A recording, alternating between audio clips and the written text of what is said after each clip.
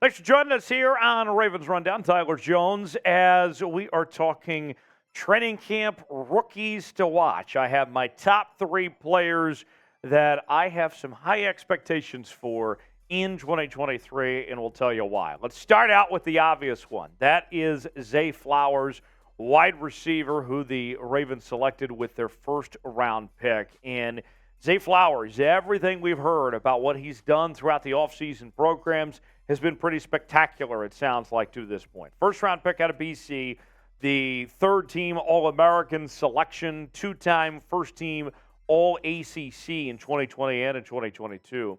And you talk about value, Mel Kiper Jr. had him as the number 1 wide receiver in this year's draft and the number 13 overall player. So pretty good for the Ravens to get him when they did there, at the back end of the first round.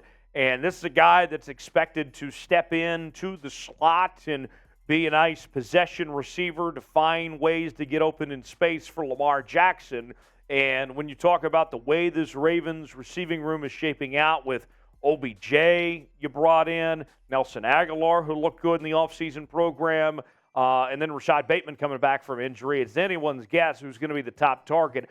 Zay Flowers is going to have a chance to compete immediately for playing time and make an instant impact on this Ravens offense. We'll tell you more about Zay Flowers here in one moment. But first, we're almost so close to 10,000 subscribers here on the channel. But we need you. I'm looking at you right there in that camera to subscribe to the channel for free today, as we're bringing you the latest happenings throughout training camp with daily news and rumors. We'll do some live shows and watch parties throughout the season. If you love your Baltimore Ravens, then I need you to subscribe to the channel. Prove it. If you're a real member of the flock, what do you have to lose? Go ahead and subscribe now for free. You'll be glad you did. Let's get to 10,000 subscribers. We'll do something crazy when we get to 10K. I'll leave that up to you guys to figure out what we'll do. But go ahead and subscribe now for free and join us each and every day here on the Ravens Rundown. More from Zay Flowers. He was asked about his role in Todd Monken's offense, and this is what he had to say. That's what I want. That's exactly what I want, talking about being able to do different things. As long as I'm touching the ball, I feel like I can make a play from anywhere, no matter where it is. Monken's offense allows everyone to be able to get the ball, just spread everybody out, move pieces around, and get everyone open. I just want to touch the ball. Don't care how. Screens, deep balls, intermediate routes, shallow crosses, doesn't matter. As long as I'm touching the ball, I feel confident that I can help this team. And he should feel that way as far as I'm concerned, because this is a guy that can do everything. 78 catches last year in 12 games played, and he didn't necessarily play for what I would call a powerhouse offensive program and had great quarterback play necessarily at BC. He still managed over 1,000 yards, close to 14 yards of reception and 12 touchdowns.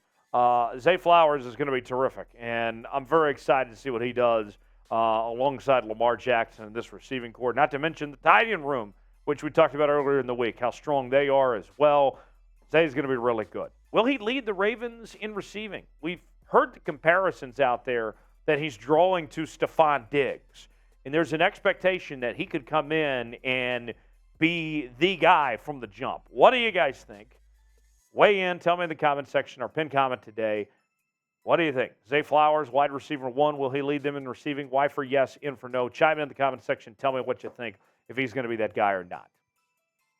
Number 2 on our list, a guy that's been talked about a lot throughout this offseason is Trenton Simpson. And what people are wondering when it comes to Trenton Simpson is, are the Ravens going to move on from Patrick Queen and allow Trenton Simpson to step up and be the next starting inside linebacker alongside Roquan Smith? Well, let's tell you more about him first, then his role. We'll get to that here in just a second, what that looks like.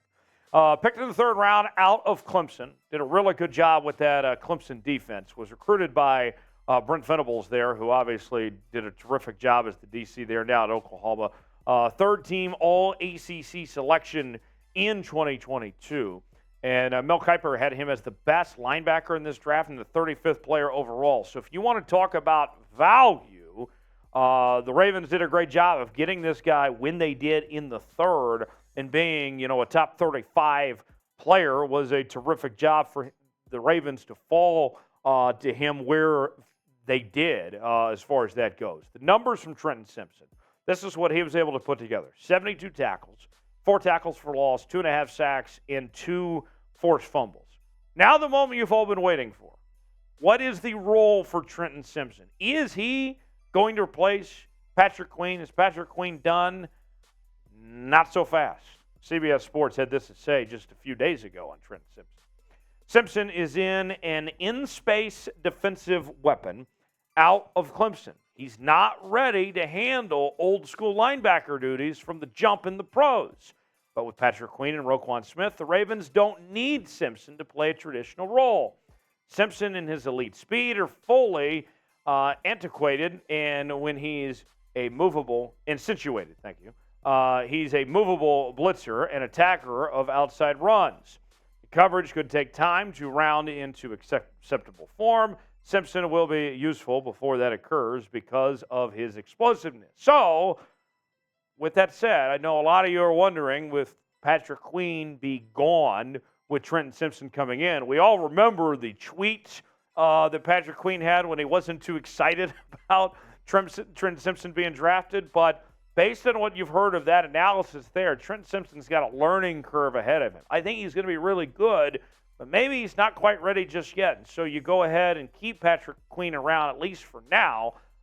We've heard they want to keep him long term. They want to get him extended, but obviously they've got to put their money where their mouth is first. But basically, I say all this to say, there is a world where Trenton Simpson and Patrick Queen can coexist and both get playing time. I think you'll like what you'll see from Trenton Simpson one way or the other. Better rookie, Zay Flowers or Trenton Simpson? Now, obviously, we want both guys to play well, but if you had to pick one or the other, who's going to have the better rookie campaign in 2023? If it's Zay Flowers, type Z for Zay Flowers. If it's Trenton Simpson, type T for Trenton Simpson. Let me know what you think in the comments section. Who has the better rookie year? Zay Flowers or Trenton Simpson? Tell me what you think.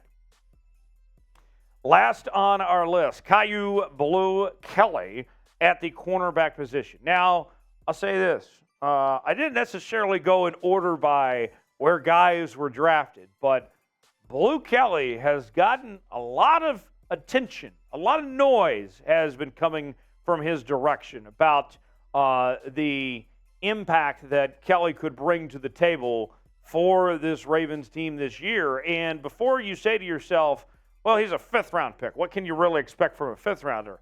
Tariq Woolen in Seattle last year was a fifth-round pick and ended up being a Pro Bowler and tied for the league lead in interceptions. So Kelly could actually surprise some people here. And, you know, beyond Marlon Humphrey, there's going to be an open competition for playing time in that cornerback room. Rocky Sin obviously is there, but Kelly here I think is going to be a guy that's going to have a chance. You look at him, he's a 2-time second-team All-Pac-12 performer. Mel Kiper had him as the number 17 corner, number 23 overall player, 123 overall player, that is, the fifth-rounder from Stanford. John Harbaugh said this to say about him during the offseason programs. He looks really good. I would say, just for me personally, even a little bit more athletic than he was, we thought, from the draft on tape. He looks really fluid. And so what does the scouting report say? Here's what I mean, folks, as far as why I would not sleep on Kelly potentially as having a bigger impact than maybe what he was drafted as a fifth-round pick. Because he's got the desired length and size that you're looking for of an outside corner. He looks the part. Now, did he put it all together in college? Not necessarily, but at least he looks that part. I think that's got to count for something. He's got sound footwork, good ability to constrict the catch area, but he struggles to stay connected with wide receivers at times and rarely turns to find the football, which is not great. But those are things that can be worked on. So we'll see what he puts together, but I'm watching out. I think he could surprise some people potentially. We've talked about a few rookies. Obviously, there's some others. But who is your favorite rookie to watch from this Ravens team this season? Tell me in the comments section who your favorite rookie is that you will be rooting for here in 2023. Subscribe to the channel. We are talking training camp each and every day here on the Ravens Rundown. We'll have you covered, and you will not want to miss a moment of it. We will be talking about your Ravens like no one else is. Keep it tuned to the channel. We'll see you next time. Thanks for joining us here on the Ravens Rundown.